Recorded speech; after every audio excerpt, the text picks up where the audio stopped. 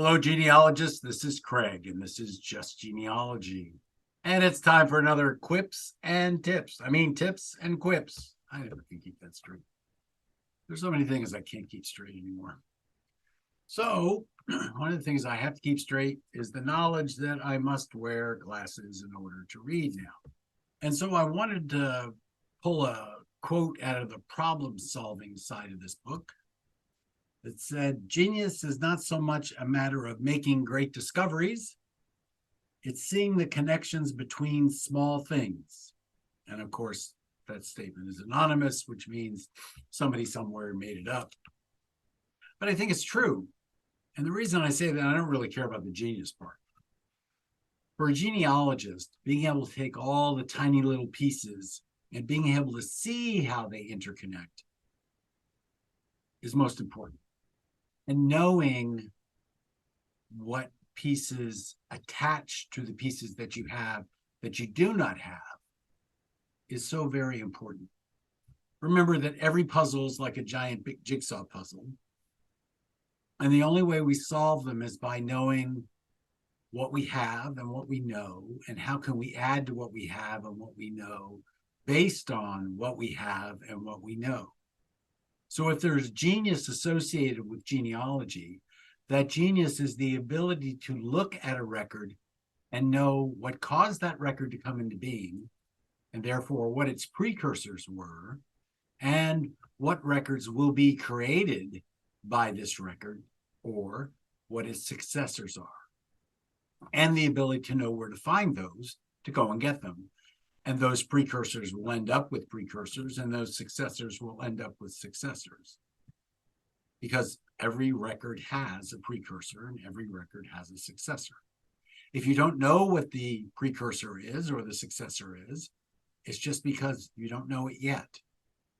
Your life's work will be learning what the successors and the precursors are, because that's what the genius of genealogy is. Remember that no record exists in isolation. Now, usually when people talk about records existing in isolation, they're talking about you're finding other records that say the same thing, but they're all original records. Now, that doesn't happen very often, because usually there is a original record, and then there are a bunch of derivative records, but also there are other records that say the same thing that that record says. Of course, then you have to decide, well, is this a derivative or is this an original? And we spend a lot of time doing that. And we put some weight behind the originals compared to the derivatives. But that's really not what I'm talking about. I'm not talking about you can't come to a decision based on one record. I'm talking about that every one record has adjacent records, or records adjacent, meaning a record was caused into being because of something else. Now, it may have been caused into being because there was a law written that said you create this record. Okay. Not sure that that's going to help you with your genealogy, but you know why that record was created and for what purpose that record was created. And knowing the purpose of why a record was created probably will help you to find other records that relate to that record. So recognize that genius is not so much a matter of making great discoveries. Listen, I love making great discoveries. I love having somebody tell me, Mr. Scott, no one has ever looked at these records before. I love it when I get a Hollinger box and I wipe my finger across the top and it's not clean. And the dust is so old that when I run my fingers through it, I get oil in my fingers. I call it the Scott scale. I don't know whether I've told you this before. A clean box top means either somebody just got it into that box, and so somebody's looked at it. Dust on the that's a 2. If I run my finger through that dust and it's not oily, it's just dusty, that's a 2. But if I run my fingers through it and my finger gets oily, that's sat there for a long time. That dust has decomposed. Therefore, nobody's looked at this box in a long, long time. And who knows, it could be, remember that one person's history is another person's junk. It could just be junk. I don't know. I won't know till I look at it. That said, remember that it's seeing the connections between small things that are important.